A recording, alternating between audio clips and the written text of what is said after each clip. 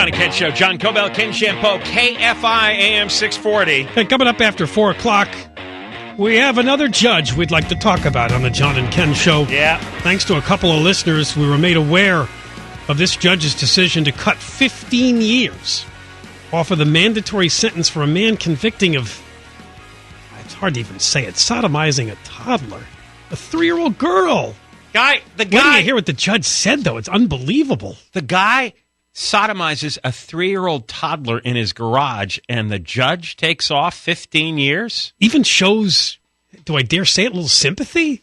Yeah. In a weird way? Yes.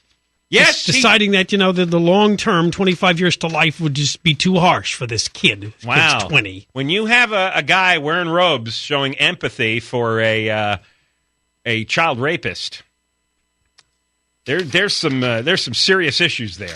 His name is Judge M. Mark Kelly. We'll be talking about him right after the news at 4 o'clock. A couple more things on the drought. The L.A. Times and their longtime Capital Journal columnist, George Skelton, actually got it right when he's been writing, why do farmers get a free pass from Jerry Brown?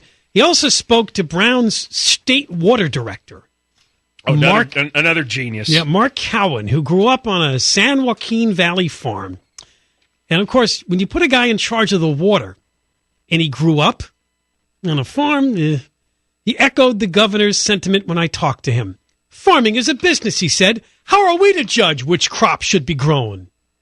Well, how about the amount of water they gulp? Yeah, it's an emergency. Right, Skelton, and government could regulate that business the way it does others, telling landowners what they can do with their property, whether it's suitable for housing or a mall or a dump.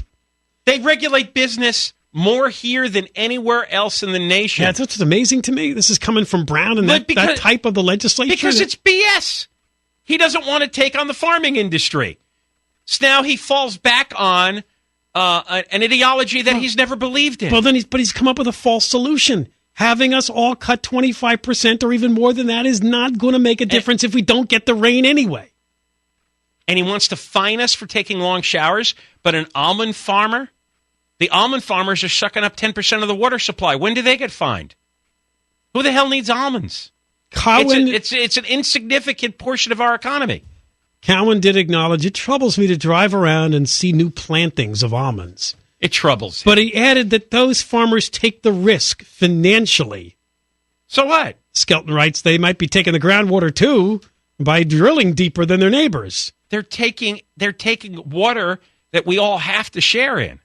Cowan said, I've been thinking about this a lot. At the end of the day, if there's a 5 or 10-year drought, the state will use all the authority it has to redirect water from agriculture to the health and safety of urban users. 5 to 10 year. So it's not so scary right now that they can wait 10 years? They're sure making it sound scary, aren't they? Yeah, if you can wait 10 years, and odds are we'll get rain in the next 10 years. I'm beginning to think you're right. They're just troubled by your shower taking, and they're troubled by green lawns. Yes, it is. That's the Jerry Brown way. I mean, the nonsense over the lawns. The New York Times did this, too, in a long piece over the weekend about, California's love affair with its beautiful green lawn may finally be over. Look, I'm a guy that doesn't have a lawn, so I don't really care. But I just found that really odd because, again, that's not where the usage is the most. What are the weenie journalists and weenie politicians like Brown what's the phrase they always use? Our love affair with automobiles. Yeah, our love affair with suburban housing, our love affair with swimming pools, our love affair with green lawns. And it's always in this condescending attitude. They're irritated. They're irritated that we earn money and choose to spend the money on things that give us pleasure. Because it looks like you're wasteful.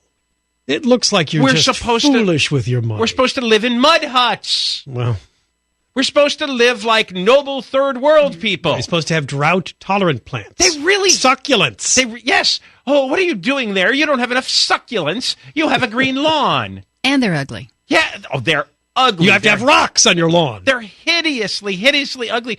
When I first it looks like the moon. When I first came to L.A., they were coming out of a drought. And, in fact, one of the first home we bought, apparently in the backyard was an LA City award-winning, drought-resistant backyard lawn. Yeah. Ugliest, most hideous thing I've ever seen in my life. They reward ugliness. It looks like only snakes would be happy there. It is. It's all those drought-resistant lawns are ugly. It's cactuses. It's horrific. All right. And of course, the city would give an award to that. We'll have more on the drought later. Coming up next, though, an Orange County judge makes a decision when it comes to sentencing a man convicted of sodomizing a toddler. He shaved a lot of years off the possible.